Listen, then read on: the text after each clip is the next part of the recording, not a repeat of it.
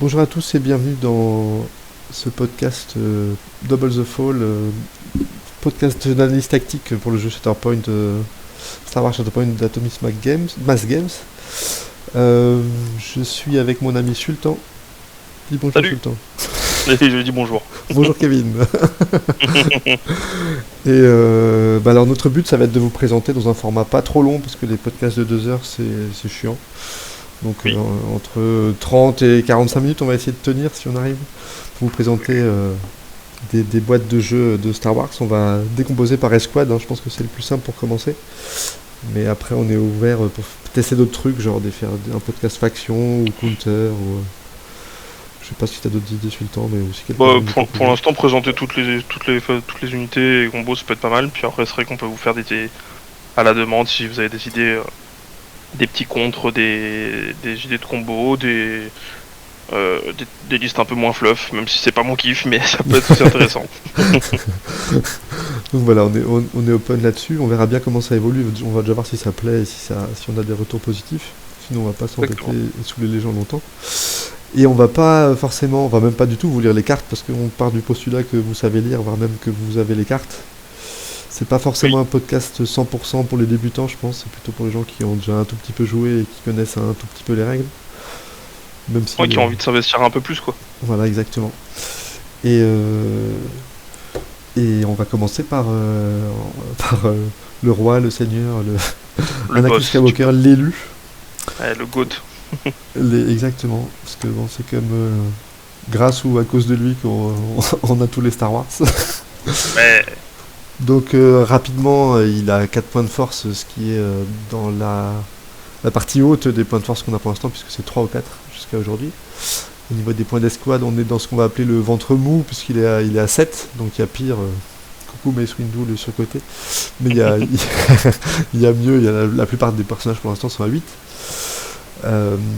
Et il a quelques capas sur sa carte, quelques capas actives. Donc la capa active, la première, ça va être Force Jump, donc pour un point de force, on saute.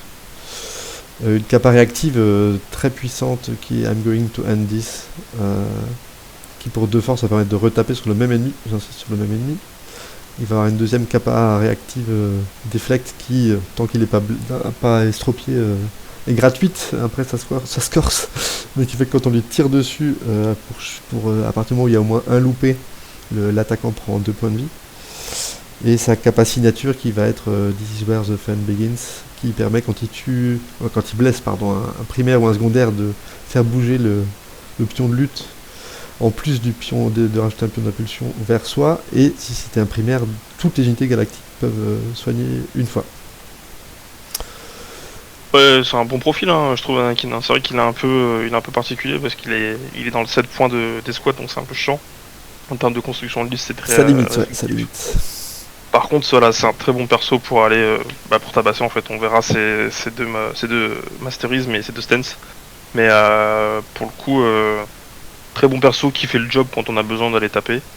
Et mine de rien, il est un peu chiant aussi à tirer dessus parce que le deflex, ça reste assez relou. Tant qu'il n'est pas blessé. Ouais, une fois qu'il est blessé, on peut commencer à tirer dessus parce qu'on va pas claquer un point de force pour ça, je pense. On pourra, mais ça viendra plus situationnel, on va dire. Là où normalement, on va commencer à lui tirer dessus, ça va être un peu plus chiant, quoi. Et on a oublié de préciser qu'il a quand même 11 points de vie, mine de rien. Tout à fait. Et 3 de durabilité, donc comme tous les primaires généralement.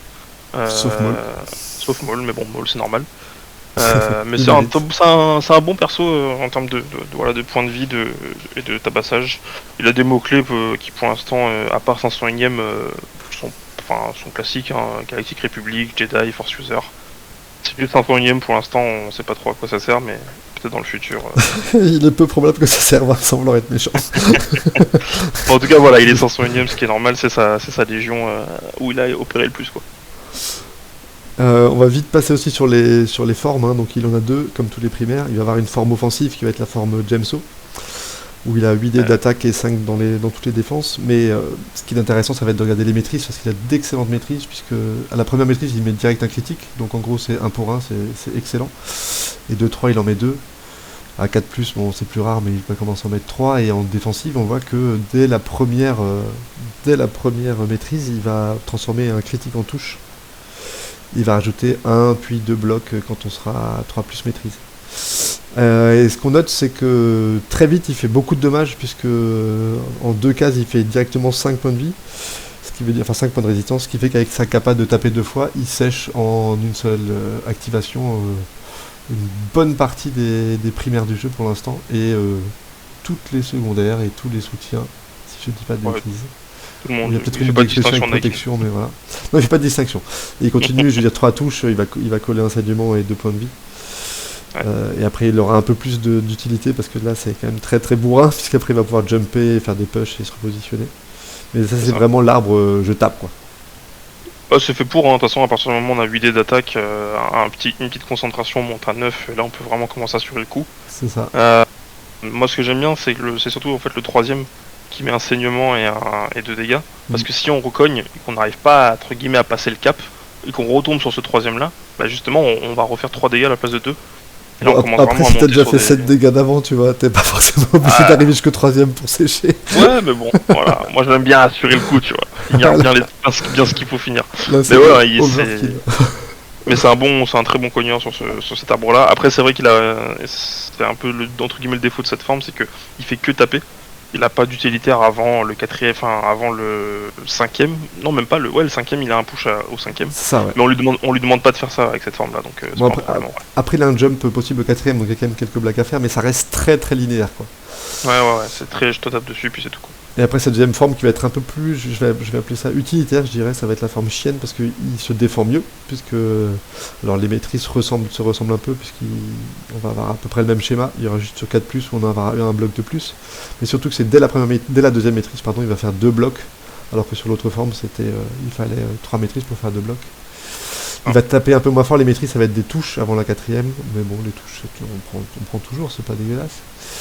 Et là on voit surtout que son arbre, il y a beaucoup de push, puisqu'il va nous faire direct 3 push en passant par en bas, et ça c'est assez énorme, et un jump au quatrième et un disarm au cinquième, donc ça c'est pour ça que c'est une forme pour moi utilitaire, parce qu'elle va nous permettre de débloquer des situations que débloquerait pas forcément Gemso. Il va même pouvoir se soigner un peu en montant, donc soigner lui ou ses copains bien sûr. Et il encaisse mieux puisqu'il est acidé, mais il tape un à peine moins fort, enfin à peine moins bien, puisqu'il a quand même 7 dés. Ouais, mais en fait voilà, cette forme là elle est pas mal, puisque mine de rien le 7 dés d'attaque c'est pas non plus mauvais. Certes on perd un seul dé d'attaque, mais on gagne en résistance de défense. Et ce que j'aime bien avec cet arbre là, c'est qu'il est très polyvalent. On peut soit pousser 3 fois un adversaire, comme tel un Mania Guard en fait, et quand même que les 5 dégâts en tout, donc c'est pas mauvais. Donc c'est bien pour récupérer un point, pour pousser des figurines des unités avec multifigurines. Ou effectivement, comme tu dis, si on monte à 4 en tout là-haut, on peut quand même soigner 3. Soigner 3, c'est pas mal. C'est beaucoup, ouais. Et t'as surtout un push, un reposition au milieu et un push. C'est ça. Et tu vois, même en bas, tu fais quand même 8 dommages, ce qui est pas dégueulasse, parce que la plupart des secondaires et des soutiens, tu les sèches. C'est ça. Donc, globalement, mon analyse d'Anakin, c'est une figurine qui est extrêmement forte, hein. Il n'y a pas à discuter là-dessus. Ce qu'il fait, c'est le meilleur pour le faire pour l'instant. Il n'y a aucune figurine qui peut taper aussi fort qu'Anakin. Parce qu'il peut taper 2 fois, hein. C'est pas forcément lui qui a le plus de dommages directs. Il y a Grievous qui en a plus que lui, par exemple. Ouais. Mais vu qu'il retape une deuxième fois, comme on disait, même si tu fais 2 touches à chaque fois, ce qui va assez vite avec les critiques, les maîtrises en critique, tu vas quand même sécher 90% des persos du jeu, quoi. C'est ça. Puis si vous êtes vraiment dans l'abus, et vous voulez vraiment overkill, vous pouvez prendre les commandos clones qui ont le tir coordonné qui rajoute un dégât avant de taper. Ou l'assassin alien qui rajoute un saignement. Hein. C'est ça. Mine de rien, on peut commencer à faire des jolis trucs, même en forme chienne, en étant défensif, ça peut être sympa. Mais oui, il y en a qui est très bon perso pour faire ce qu'il a à faire, c'est-à-dire taper, comme un bourrin. Et mine de rien, on n'en parle pas souvent, mais parce que c'est pas ce qu'on voit en premier quand on voit sa carte. Mais sa signature est très forte. Oui, clairement. Alors elle est très forte, heureusement elle est très forte parce que c'est primaire et secondaire. Donc ça force aussi un petit peu vers où on va envoyer Anakin. Mais d'un côté c'est son job à lui. Et effectivement, si c'est un primaire, c'est encore plus gadget, c'est encore plus bingo plutôt. Parce qu'on va en plus soigner tout le monde de 1. Et ça peut être vraiment pas mal. Ça peut être très clutch à des moments importants. Pousser la lutte de 1 et une impulsion, c'est clairement. vraiment... Mais justement, tu vois, moi je je l'ai pas mal joué, c'est pas celui que j'ai le plus joué parce que je le trouve très primaire, mais je trouve que c'est un très très bon perso pour commencer. Parce qu'il a quand même beaucoup de règles très sympas, il y a aucune règle où tu dis bah ça je m'en servirai jamais, tu vois, tout est utile. C'est le meilleur pour faire ce qu'il veut faire, hein, comme on le disait avant. Et il est simple à prendre en main. Mais ce que j'y reproche, je pense que son plafond est assez bas. C'est-à-dire qu'assez vite tu auras fait le tour de ce qu'il sait faire. Donc il le fera toujours aussi bien quoi que tu fasses. Mais il a moins de petites blagues à faire, tu vois. Et moi quand je le joue, je le déploie souvent en forme Gemso. Alors pendant longtemps je déployais mes personnages en forme défensive et après je me suis rendu compte que jamais, exceptionnellement on leur shootait dessus. Donc j'ai avoir tendance à me déployer en forme Gemso, aller faire mon premier fracassage. À la fin du fracassage je passe en chienne et je reste quasiment toute la partie en chienne derrière pour encaisser parce qu'il a vraiment d'excellentes maîtrises de défense en chienne. Et t'as pas envie de le perdre quand même Anakin, tu vois, t'as envie qu'il reste très longtemps sur la table. De toute façon, les primaires, c'est très, très difficile de les perdre. Ça existe, hein, je dis pas le contraire, mais c'est très difficile. Mais effectivement, t'as envie. En fait, t'as surtout pas envie qu'il soit blessé Anakin. C'est ça. Dès qu'il est estropié, tu fais plus son double tape. Ah ouais, parce que 3 points de force pour retaper. Et puis même le jump, même le jump, bien sûr. Ouais, et le deflect, comme on disait avant, une fois que t'es blessé, enfin que t'es estropié, tu t'en sers quasiment plus parce que c'est trop cher de mettre un point de force, voire deux. Pour renvoyer deux points de dommage, à moins que vraiment ça te file une figurine, tu vas pas le faire quoi. Ouais. Après pareil, moi pour donner mon avis sur Anakin, c'est que effectivement il a pas beaucoup de le skill pour le maîtriser est pas très haut, mais c'est pas très grave, c'est pas ce qu'on lui demande en 3, c'est pas un personnage ultra tactique dans la manière où il va aller sur quelque chose, il va l'ouvrir en deux.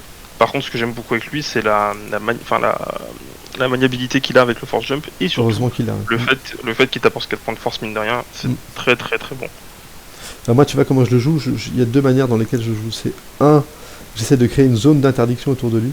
Tu vois, donc c'est-à-dire que tu le places à un moment et que tu as encore ta Shatter Point ou sa carte derrière, bah personne ne va s'approcher puisqu'il est capable de sécher un primaire dessus. Donc vraiment tu peux le mettre sur un objectif et à moins que vraiment tu as un gros cogneur en face, un Maul ou un Grievous, t'es quasiment sûr personne va vouloir l'approcher, hein, surtout si t'es en forme défensive, parce que tu peux toujours repasser derrière en offensive pour lui claquer sa gueule.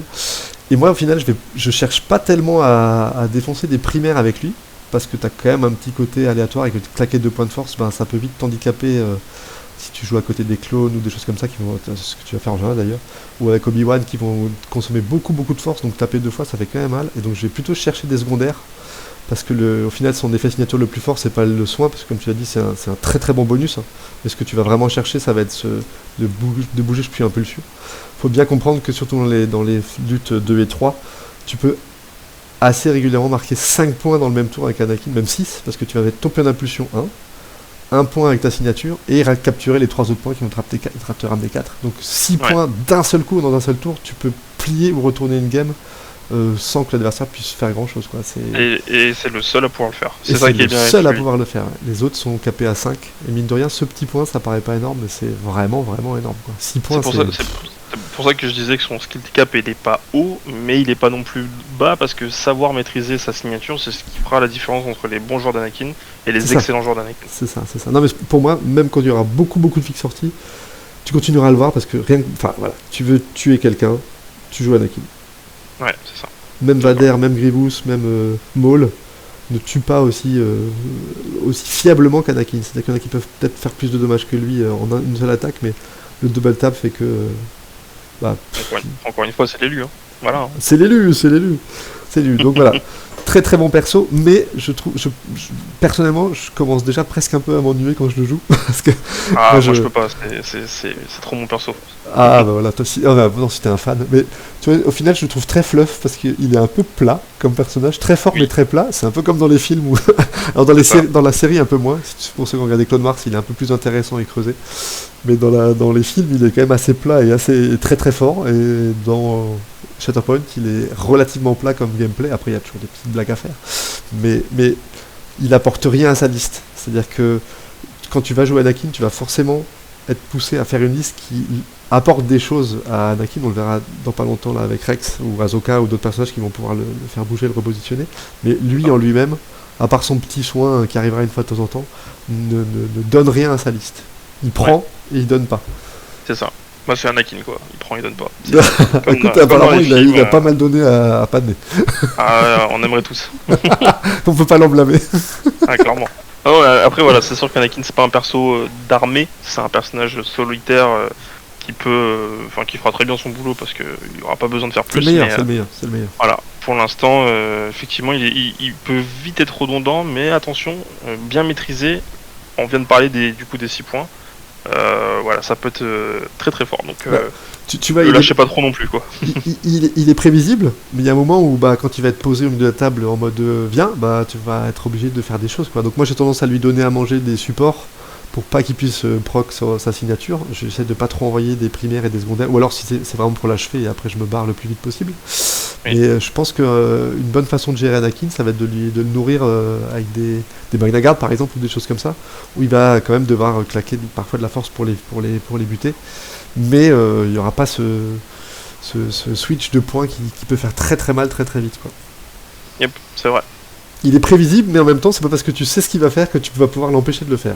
Tu peux pas l'anticiper, effectivement. Donc tu vois, il déteste comme 99% des primaires les disarmes et les expose. Il aime pas trop les pins non plus, mais genre, je vais souvent pris des contraintes et tant pis pour les 3 points de vie, si ça te permet d'aller choper quelqu'un. Pour moi, sur les primaires, la contrainte, c'est pas forcément la condition la plus chiante. C'est plus chiant sur des supports ou sur des secondaires. Ouais, c'est l'exposé disarme pour moi. Ouais, clairement. Surtout le disarme, parce qu'il a, comme on disait, il a quand même des très bonnes maîtrises et ça peut te forcer à claquer tes 2 points de force pour retaper des personnages que tu aurais buté en un seul coup sinon. Ou alors taper un soin au lieu d'un focus avant de taper, hein. Ça peut être chiant aussi. Hein. Par exemple, si t'es déjà au corps à corps et que tu voulais faire focus taper pour avoir ta 9D, là tu seras peut-être obligé de faire un soin pour enlever le disarme et taper. Ce qui, mine de rien, est toujours chiant. Donc, c'est ça. Il faut quand même aussi noter un truc, c'est que même en forme Jameso, contrairement à Maul ou Vador, ou Grievous aussi, il ne peut pas sécher en une seule attaque les primaires à 11 points de vie, parce qu'il cap à 10. Oui, et en vrai c'est très bien, et c'est pour ça que heureusement. C'est pour ça que je vous ai dit les commandos clones, faire attention avec eux, parce que on en parlera plus tard dans un autre épisode, mais clairement les commandos clones, pour le petit point de dégâts qu'ils ramènent, des fois ça change énormément de choses dans les calculs de dégâts.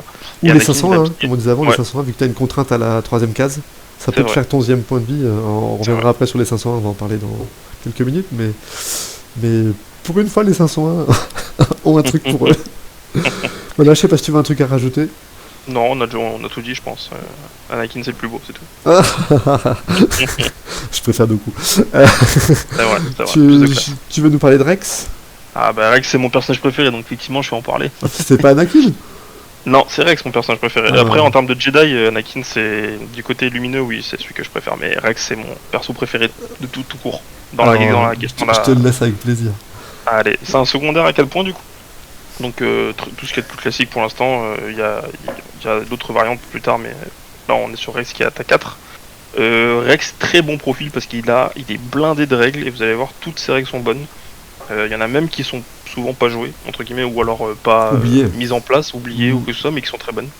La première déjà, c'est sur l'activation, il va avoir alors j'appelle ça un actif, moi je sais pas comment ça se passe dans le jeu. Ouais, c'est un commandement, je crois qu'ils appellent ça les commandement, voilà. Un truc comme ça. Donc, qui s'appelle ce qui s'appelle Get a Movement Soldier, et qui fait qu'au début de son activation, il choisit une unité sur la Galactic Republic sur la table ou lui-même, et l'unité peut faire un petit dash et gagner un token à couvert. C'est très fort. Ça permet de repositionner, ça permet d'avancer des unités. Anakin, mais tout le monde. Ouais, tout le monde, tout ce qui est Galactic Republic, ils adorent ça. Surtout que le petit couvert en plus, mine de rien, ça fait des blagues. Parce que on sait qu'on perd le couvert seulement à l'activation et si on est engagé, sauf si on joue Obi-Wan bien sûr, mais c'est pas le cas.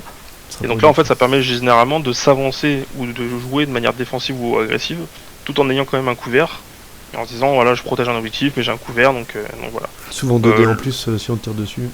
C'est ça. Après il a un petit pouvoir qui coûte 1 point de force qui s'appelle la manœuvre défensive. À chaque fois on l'utilise, à chaque fois lui il pourra faire un petit dash, et s'il a fait un dash, il gagne un couvert. Voilà. Alors tu fais bien de dire s'il a fait un dash. Et oui, s'il ne peut pas bouger, par exemple s'il a un pin, il ne chope pas son pion couvert. Non, je le précise bien parce que c'est marqué sur toute la règle des clones, à chaque fois il faut réussir à faire ça, sinon on n'a pas le couvert. Alors pour un point de force c'est très bien la manœuvre défensive, faut juste faire attention, c'est une capacité qui est sur presque tous les clones, je crois que tout le monde l'a à peu près. Non, il n'y a pas les Arf et Pons. Les Arf ils l'ont je crois. Les arcs longs. Les arcs longs, c'est juste Pons qui l'a pas. Et les Wolfpack Mais ouais. Oui, mais du coup, c'est une très bonne capacité, mais il faut faire attention, elle consomme énormément de force. Surtout dès qu'on est blessé.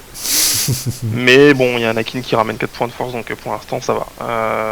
Après la troisième règle qu'il a, et là je la trouve que c'est la plus forte sur lui pour moi.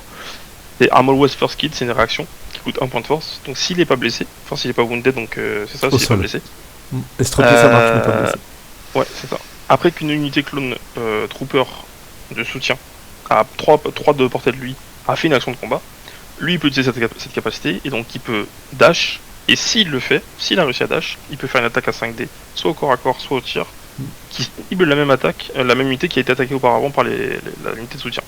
C'est extrêmement fort pour un point de force, parce que ça permet de finir une unité ou de commencer une autre, par exemple. Une autre, non. Enfin, même de l'entamer quand c'est des 501 qui tirent, parce que.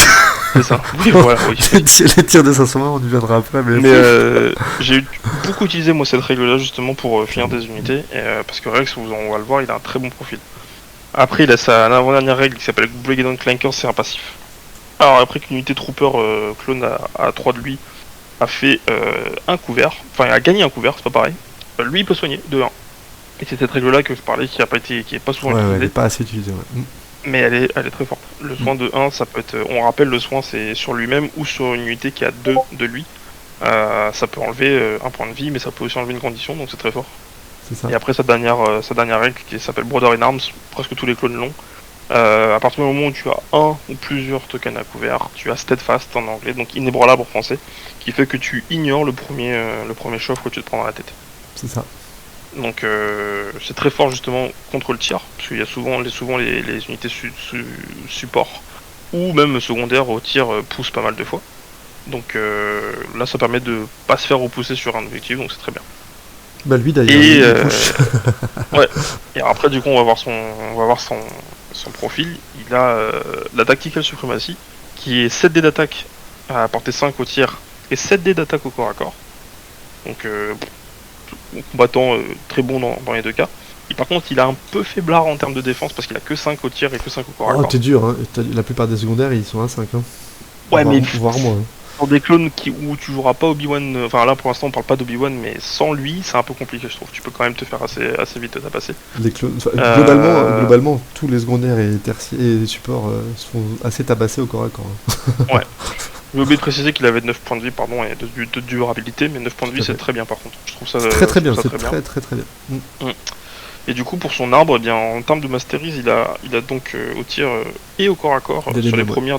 Ouais, il a les mêmes, donc c'est la même chose à chaque fois, ça fera 2 touches pour les 1 et 2, 2 critiques pour 3-4, et à 5+, ça fait 2 critiques et une touche, ce qui est très bon, ce qui est excellent. Hein. Franchement, les 2 touches en plus, que ça soit... ça peut pousser vos touches en plus et commencer à mettre beaucoup de touches dans l'adversaire. Et en termes de défense, c'est pas mal. 1-2, ça permet d'avoir une défense en plus, et 3+, ça permet d'en avoir 2. Ouais, c'est pas fou. C'est pas fou, mais c'est ok. Pour un secondaire, c'est ok. Là où par contre j'aime beaucoup Rex, c'est son profil de. Son arbre, il est fort. Ouais. Alors la ligne du haut, on commence par 4 dégâts si on a réussi à faire de succès, donc c'est très bien. Puis après 1 dégât à un exposé, et ça c'est très bien l'exposé, ça va permettre d'aider le reste de votre liste. Et après 1 dégât et un repoussé. Et on finit par 1 dégât et un reposition qui est très fort. Ou sinon, on peut partir sur l'arbre d'en dessous, et on peut faire 2 poussées, et à chaque fois 1 dégât, 2 soins, un petit pin et un dégât. Et après, sinon, on finit toujours par la reposition et un dégât. Donc, ce que j'aime bien avec Rex, c'est qu'il a un profil très polyvalent. Il peut soit commencer à foutre énormément de dégâts en vous collant 4-5 dégâts plus un exposé dès l'arbre premier, ou s'il a pas besoin, il a juste besoin de récupérer un objectif, etc. Bah, il a juste à vous pousser 2 fois, vous faire 2 dégâts. Puis derrière, il a le luxe de soigner 2 fois. Donc, franchement, très bon perso, polyvalent, qui en plus de ça a des très bonnes capacités, je trouve. Alors, moi, tu vois. Personnellement, quand je vois dans un arbre de dégâts un push, enfin un chauve ou un repoussé, dans les 2 premières cases, déjà, je trouve, pour moi, il est déjà caractérisé fort. Mais quand c'est dans la première case cache et dans la deuxième direct derrière, c'est très fort. Parce que c'est-à-dire que même les gars qui ont Steadfast, tu vas pouvoir les pousser fiablement, parce que 2 touches, tu les fais, hein. Il a quand même un bel arbre. Oui. Et ça, pour moi, pour moi, Centerpoint, c'est un jeu de position, de mouvement, de placement. Avant toute chose, avant de taper, avant de chercher, faut se placer bien et déplacer l'adversaire, et du coup, c'est très très fort. Ouais. Et enchaîner avec un pin derrière. Tu le pousses et après, il ne peut pas revenir.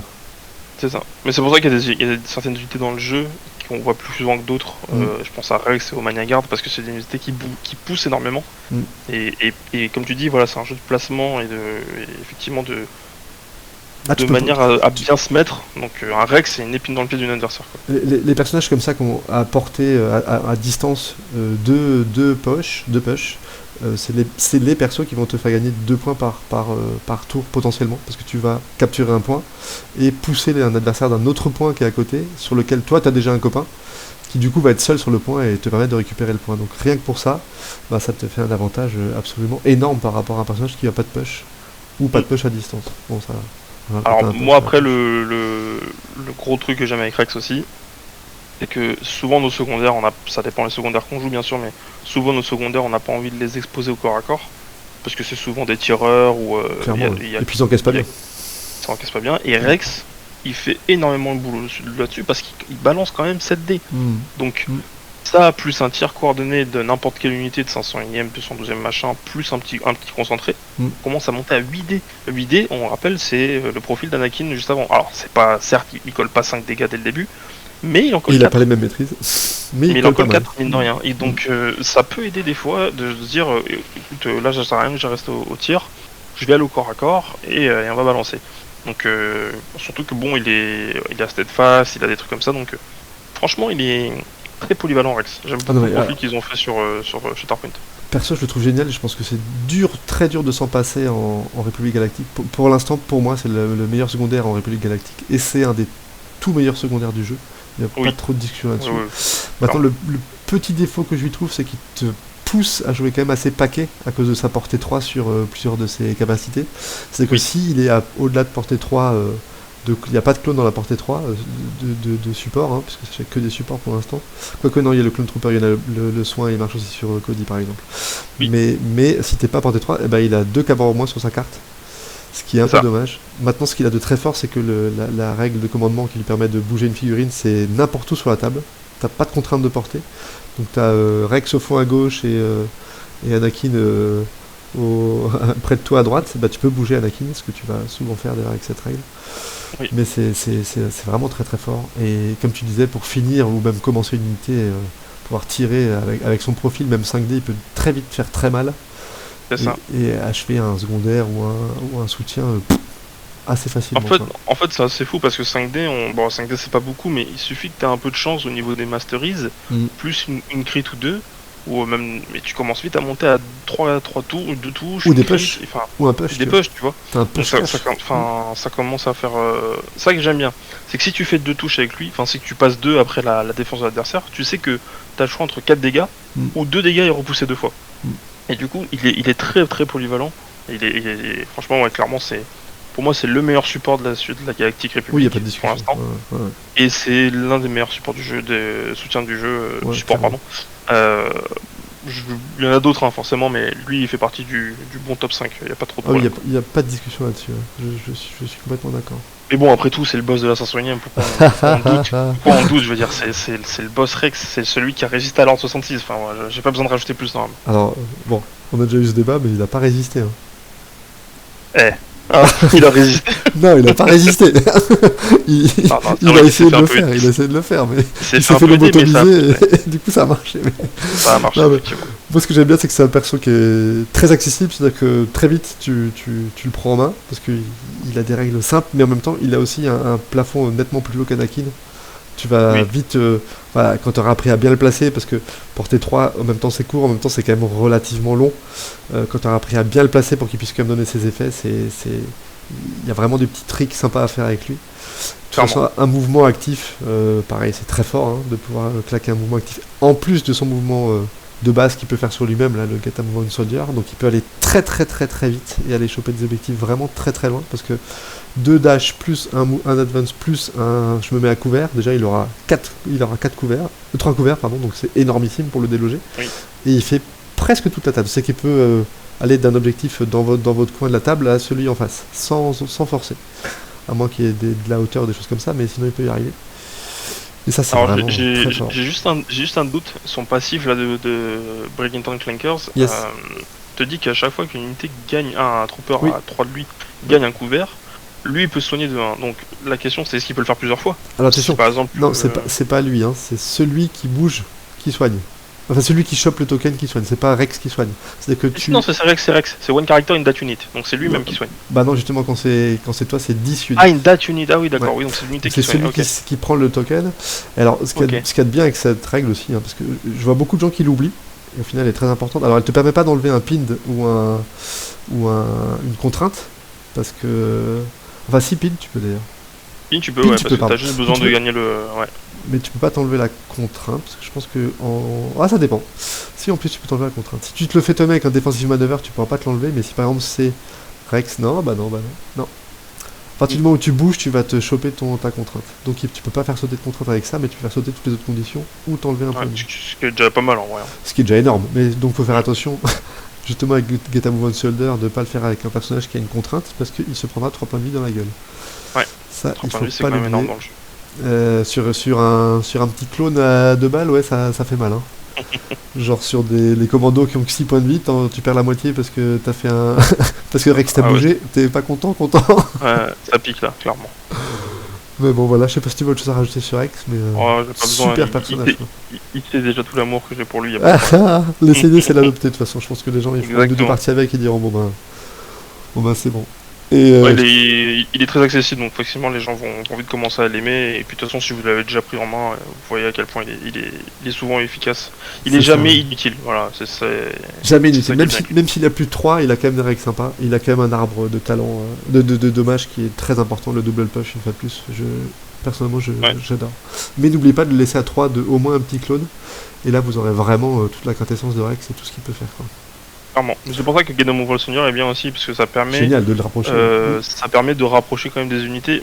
Au début, on va s'en servir pour comment dire, souvent bouger des unités un peu grosses, genre Anakin comme ça. Mais à la fin, on va commencer. Oui, effectivement.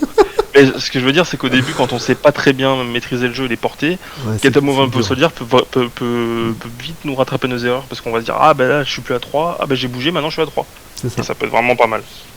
C'est ça. Je te propose qu'on passe au canard boiteux de la boîte. C'est le clone 501. Donc, c'est une unité de support clone qui vaut 3 points.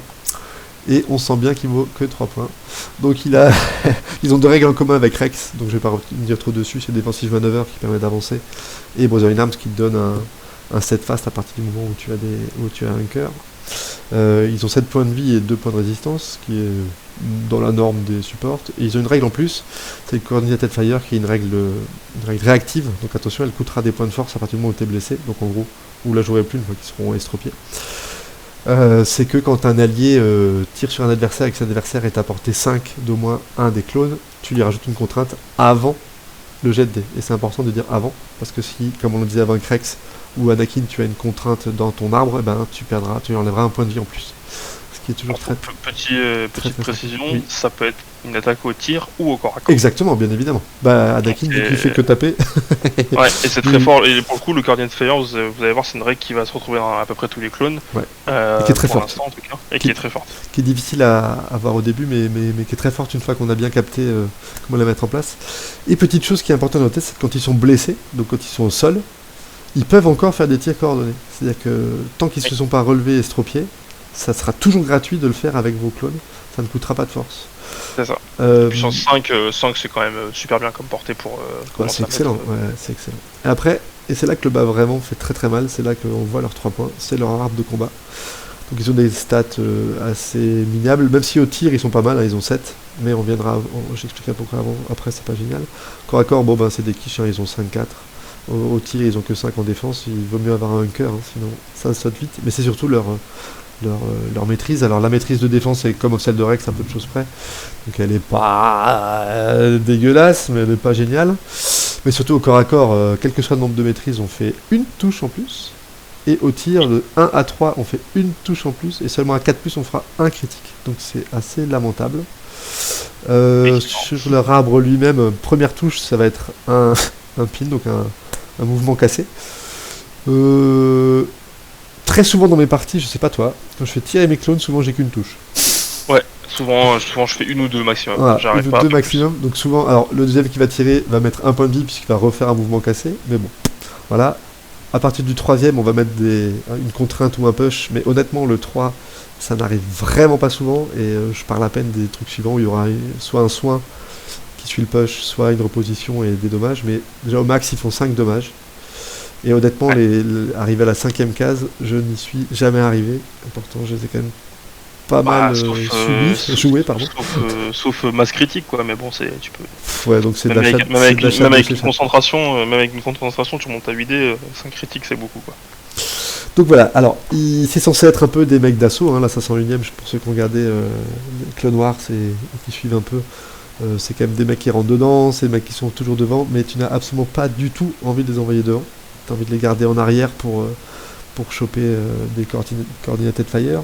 Et c'est un peu dommage parce que les supports devaient les garder derrière, c'est-à-dire que tu vas pas avoir trop envie de donner des points, enfin tu vas pas pouvoir trop prendre des points, tu vas pas trop pouvoir contester, enfin voilà. Je les trouve assez durs à jouer parce que en gros tu vas les laisser dans ta moitié de table la plupart du temps, pas trop près d'objectif parce qu'ils volent vraiment très très très très très vite. Hein. Si un personnage qui tape pas au corps à corps, ils vont dégager très vite. Donc je les trouve durs à jouer, je les trouve... ouais, ils ont pas beaucoup d'impact. Alors après, ils sont pas nuls, hein. Je les trouve pas nuls. J'ai déjà réussi à faire des blagues avec des coordinated fire, des trucs comme ça. Ils sont toujours deux, donc ils peuvent toujours capturer des points où il n'y a qu'un seul mec dessus, mais vous n'allez pas le garder longtemps, le point. Moi, j'avoue que je vais être un peu plus critique avec eux, c'est que je suis un peu déçu dans le côté où c'est un 501ème, c'est ceux qu'on voit le plus, c'est ceux qui sont qui ont les persos les plus charismatiques et emblématiques. Ils sont encore là avec Vador, hein. La 501ème, c'est la compagnie que dirige Vador, donc c'est quand même des mecs qui sont dans tout Star Wars, quoi. C'est ça. Mais le problème, c'est qu'en jeu, ils sont pas dingos, donc... Le pin sur le premier arbre, c'est très bien. Hein. C'est bien, des conditions pin sur des primaires notamment, c'est très bien. Hein, parce que ce qui est bien, c'est qu'au moins on va forcément passer au moins une touche, donc on va forcément faire au moins un pin. Forcément, t'es gentil. Hein. Oui, enfin encore forcément, c'est gentil. Mais effectivement, leur défaut en fait, c'est que les unités avec multi-figurines comme ça, c'est très bien pour les objectifs, parce qu'on va vite commencer à ramener du nombre. Mais en fait, généralement, on va le garder un round, voire deux, si le tirage de cartes en face est pas bon. C'est ça. Mais c'est tout. Derrière, une fois qu'ils vont se faire blesser, parce que bon, cette PV, ça se très très vite. Très très vite. Ils vont plus servir à grand chose malheureusement, donc parce qu'on n'aura plus envie on va plus autant compter sur eux pour le tir. Et on va essayer, entre guillemets, en termes de tirage de cartes, de pas les réactiver rapidement une fois qu'ils sont blessés pour garder le coordinated fire gratuitement. Mais ça fait que ça reste quand même une unité morte sur un objectif qui ne sert plus à rien, entre guillemets. Donc, alors le coordinated fire par contre est bon, le saignement c'est bien. C'est trop bien parce que ça force l'adversaire à faire des choix de soins, souvent. Mais malheureusement pour 3 points, voilà, ils feront pas plus. Après d'un côté, ils coûtent que 3 points. Mais c'est pas comme s'il y avait des unités à 3 points de soutien qui étaient meilleures que quoi. Mais tu vois la tristesse en plus, c'est qu'il y a des fois où moi je les bouge, le tirer, je fais un soin, tu vois. Je fais un double soin sur une autre figurine, parce que je sais que cette figurine m'apportera plus que le pauvre tir pourri des 501, quoi. Enfin, je suis méchant. Ouais, c'est un peu ça. Non mais leur arbre est vraiment pas bon, c'est le problème. Il manque beaucoup de dégâts. Alors tu vois, tu prendrais le push qui est en 3, tu le mettrais en 2 et tu échanges avec un des dommages, qui fasse un dommage et un push en 2, ils deviennent bons. Ouais, très bien, ils seront très bien. Mais, en fait, là, non. Le deuxième, c'est ok, mais en fait, des soutiens, t'as envie de les jouer pour une raison qui est assez évidente, c'est parce que t'as pas le choix, c'est des unités qui sont là pour te soutenir et surtout ramener du nombre. Généralement, c'est des figurines, c'est des unités avec multi-figurines, mais eux, ils te rapportent ni dégâts, ni trop de présence non plus, parce qu'ils vont se faire monter en l'air rapidement. Donc, à quoi ils servent malheureusement. Leurs masters, ils sont pas ouf en termes de tir, parce que bon... pas te mentir, mais bon, faire une touche en plus, voilà quoi. Donc, c'est un peu dommage pour ces unités-là. C'est un peu dommage. Alors, tu vois, pour moi, c'est le moins bon support du jeu. Pour l'instant, je vois pas qui est pire. Oui, Et pourtant, malgré ça, tu vois, là on est très négatif et tout, hein, donc, mais ils sont quand même jouables. Tu vois, ils sont pas en mode injouable, tu les sors pas de ton armoire et ils seront sur l'étagère. Bon, avec les ARF, on peut déjà un peu plus discuter parce qu'ils prennent un peu leur place des unités à 3 points. Mais je veux dire, tu peux quand même aller à un tournoi et espérer gagner un tournoi avec des 501. Tu vois, c'est pas en mode. En mode je ne peux pas gagner avec des 501. De toute façon, globalement en République, c'est quand même les primaires qui font beaucoup de boulot. Plus que les supports en tout cas, les secondaires aussi en font pas mal. Première, secondaire. Beaucoup les secondaires, alors que dans d'autres factions qu'on verra d'autres fois, les primaires sont un tout petit chouïa en dessous, mais les supports sont très nettement au-dessus de ce que tu en République. Les clones globalement, pour l'instant, vendent pas du rêve de ouf. Enfin en tout cas pour ceux de la première vague. La deuxième et troisième vague, c'est un peu mieux déjà, c'est même nettement mieux. Mais que ce soit les 212 ou les 501, c'est pas les meilleurs supports du jeu, quoi. Je veux dire ça comme ça. Après, en plus, voilà, c'est un peu dommage parce que c'est, comme je disais, c'est des unités emblématiques et c'est des, quand on pense République, on pense clone. Forcément, on se dit putain, je vais prendre la 501ème, la 212ème, la 98ème, bref, c'est tout ça. Et au final, pour l'instant, c'est vrai que la 501ème déçoit. Maintenant, ce qui est bien avec ce jeu, et ça c'est vraiment le point pour remonter un peu de points positifs quand même, parce qu'ils sont pas non plus à chier. C'est que rien n'est injouable. Rien n'est injouable dans le jeu. Dans Shatterpoint, rien n'est injouable et on peut très bien performer avec la 501ème. Je pense que même que ceux qui s'éclatent le plus prennent plaisir à quand même les jouer en se disant bah, c'est la 501ème, là j'ai l'impression de jouer Echo, E5, enfin entre guillemets. Mais ils ont leur rôle, mais c'est juste qu'ils ont très vite leurs limites malheureusement. C'est le problème de l'unité à l'heure actuelle. C'est qu'on leur tape dessus, ça vole, ils tapent, il n'y a pas trop de dégâts, voire de quoi que ce soit. Donc il faut les jouer de manière prudente, on va dire. Pour moi, leur plus gros défaut, c'est les ARF qui vont sortir plus tard. Parce qu'il n'y aurait pas les ARF, bah, tu serais quasiment obligé de les jouer avec Anakin ou avec beaucoup de persos à 3. Ouais. Et du coup, tu ferais avec. Et une fois de plus, tu peux gagner sans problème des parties avec 501. Mais là, va sortir bientôt une unité qui vaut le même nombre de points et qui est nettement mieux. Et c'est un peu dommage parce que je trouve qu'en sortant les ARF, ils tuent les 501.